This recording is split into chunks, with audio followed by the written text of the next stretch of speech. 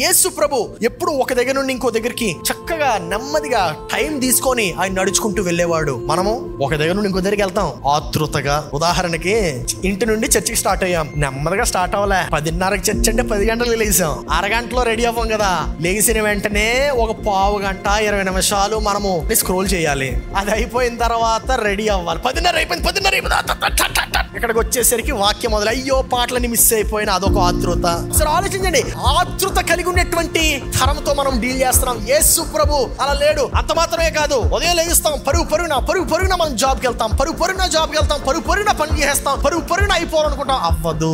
ఒక జాబ్ నుండి ఇంకో జాబ్ పరుగున జంప్ కొట్టేయాలనుకుంటాం, అవ్వదు. ఒక పొజిషన్ నుండి ఇంకో పొజిషన్ కి, ఒక హైక్ నుండి ఇంకో హైక్ కి. అయ్యా నాకు మాట్లాడుతుంటేనే నేను ఎనర్జీ వస్తుంది. ఇంక మీరు జీవిస్తుంటే ఎలా ఉంది?